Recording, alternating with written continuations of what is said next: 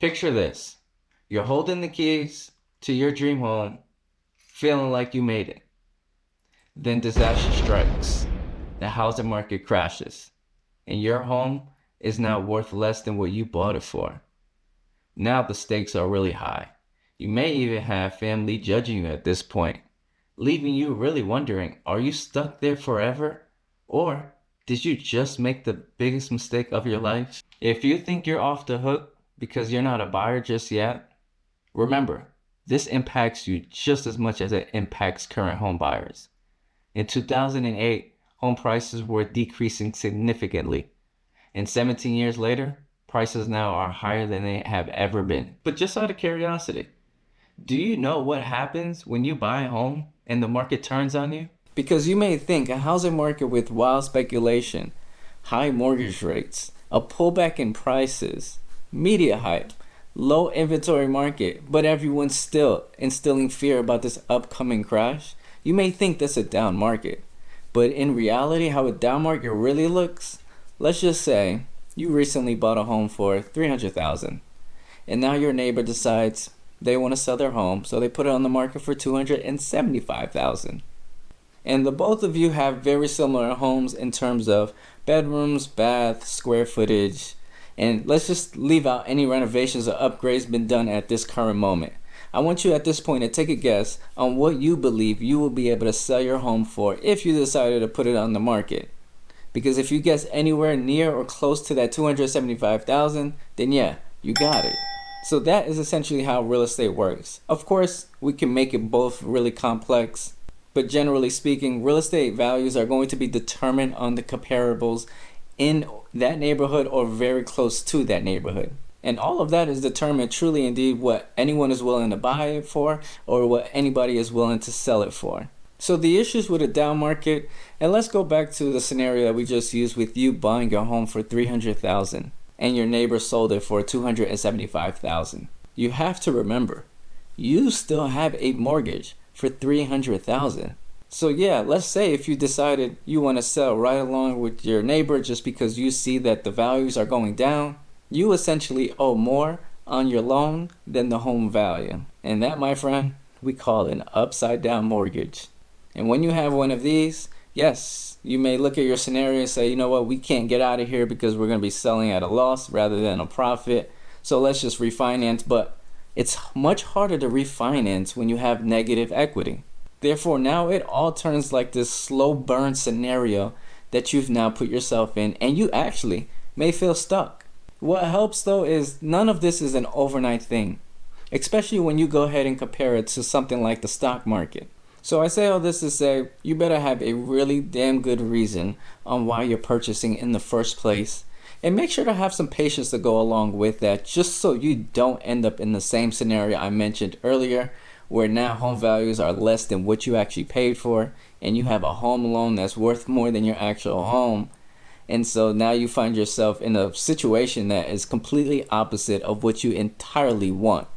Because honestly, the only way the real estate market is going to reverse that trend is when more people decide to relocate maybe to that area or even specifically that neighborhood. Then that's when you can start to see home values start to increase. And honestly, there is no telling on when that will occur. However, here are some things I would suggest doing before ending up in a bad situation. You still have to know and figure out what amount can you afford on your monthly mortgage.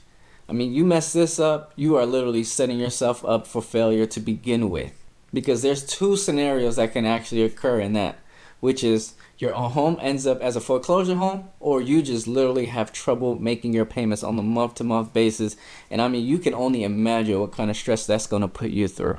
Also, by knowing that number, no one will steer you in any sort of direction in terms of looking at a home that may be outside of your budget, or you won't even steer yourself looking at homes outside of that budget. Therefore, you'll have a much more clearer idea of if purchasing a home even makes sense for you. And you're probably wondering like, yeah, you know all this, or better yet, you're leaving it up to the lender to do this. And if you do that, just be cautious because they are not going to consider some of your extracurricular activity that you like to do. Something that the lender is going to consider is mainly your debts, your credit cards, your student loans, whatever, your car notes, all those sort of things. But They are not going to consider your gym sessions, daycare. Maybe you like to go out to eat with yourself or your significant other every other weekend. Maybe you like to go, to concerts or something of that nature, right? Your entertainment life. They are not going to consider that. So if you don't even consider it, what makes you think they are going to consider it? That's why I'm telling you, make sure you know what it is that you are okay with affording on a month-to-month basis. That way you can now put yourself in alignment with that. And a simple budget sheet will go ahead and fix that. I mean, you can find budget sheets everywhere. But if you truly indeed have trouble finding one, just reach out to me. Let me know via email, hey, I need a budget sheet, and I'll be more than happy to send one over to you. Because if you're not concerned with your own budget, then there's a chance that you're not even concerned about overpaying for a home either. And if that's you, you literally run the risk of having negative home equity. So imagine if the housing bubble does actually burst. Because you just overpaid for a home, you now have a higher chance of your home value decreasing much more and much faster than the person that didn't overpay. We buy real estate for those home values to rise while we're occupying the home, not for the home to literally go in the opposite direction, putting you in even a worse scenario where now it's even tougher, or maybe you have to stay in that home much longer to regain those profits, to then use those profits to buy a bigger home for maybe your growing family or your family dynamic change, or you need to be somewhere else closer to work. Who knows? But that's why we purchase real estate. You purchase real estate for one, to give you the proceeds for the next, and you just kind of rinse and repeat. However, if you're anyone like myself and you don't want to be underwater on your home loan, your mortgage in the first place, then be sure to have your real estate agent do a market analysis for you. Now, what is that going to consist of? It's going to look like running the comparables in the area, looking at recent sales to see what have other buyers bought their home for, so that you can stay within that same ballpark. And when I say recent, I'm talking no more than 6 months, right? And if you have to go further out, but just know, the more further out you go, the less valuable those numbers become, because of course real estate values change on a regular basis. However, doing that is going to help you understand what you should structure your offer around. And now you know if you're overpaying or not. And yeah, sure, you can rely on your appraisal, but honestly, neither one of these tactics are going to literally protect you from a real estate downturn where home values are decreasing, but at least you reduce the amount of risk that you already put out there. So if you are looking for a real estate agent in your area to help you reduce your risk when buying a home, be sure to click the link in the description. Trying to buy a home during or even in or around a housing bubble, it's nerve-wracking because you don't really know what to expect, or if you're making the right decision, ultimately, is what I would say. And honestly, it amazes me how much noise there is around real estate, making it even harder for someone like you to know exactly what is truly indeed going on in the real estate market, or even when is a good time or a bad time to buy. This is why you should truly indeed take some time, put some time aside, honestly, to weigh out the pros and cons on buying right now, especially if you're in or around a housing market that's bubbling or about to bubble, or honestly that has burst. Which means you're going to have to block out all the noise, which may include the media, maybe a real estate agent that you consistently find trying to pitch you on buying a home right now is the best time to buy a home, maybe even family. And I know that right there could be a tough pill to swallow, but sometimes family doesn't even know what's really going on in the real estate market in itself. And if you need help with this, I recommend just taking a buyer survey that you do find online somewhere, or you could possibly even ask yourself, is your income stable? Are your financial goals met? Are you close to your goals? Will you be relocating to that area or trying to purchase a new home in that area? And will you be staying there for a minimum of 5 to 7 years? And are you even emotionally ready to buy a home? It may sound like dumb questions, but trust me, once you go through it, you'll know that every single one of these needs to be checked off before proceeding. As it may be tough to purchase a home in or around a housing bubble, you may find that housing inventory is just as limited. This is where I really want to recommend be extremely realistic with your goals, rather than trying to find that dream home initially or that forever home at the gate, at the start of things. Try to find that starter home first. Focus on the things that you entirely need in that home, rather than the things that you want or even desire. And if you feel attacked, then I'm sorry, but this information can really help you, because even looking outside of your desired area, it doesn't have to be extremely far, but looking outside of that area can open up some opportunities for you that you may have been missing out on simply because you were stuck on one thing. For instance, let me ask yourself this. Have you even considered new construction? Because that could be an opportunity. Another thing I'll say to you, make sure to ask your agent about pocket listings, because that can even open up some inventory for you as well. Actually, let me hear from you. Do you believe it's best to start with a starter home, affordable starter home, or whatever you want to name it? Or do you believe it's best to just go right out the gate and get your dream or your forever home? Drop it in the comments. Let me know. I'm curious to hear where you guys are at with that. Because one thing I know for certain, at least in my eyes, the future is always going to be unknown.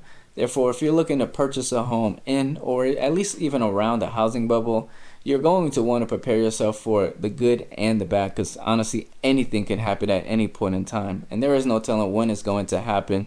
So you may want to prepare yourself by doing little things like this. Maybe walking away from an opportunity because your personal situation changed, or maybe you just are not having any luck finding what it is that you're looking for. So maybe you just revisit everything at a whole nother time. I'll say this again because I'm going to emphasize the importance.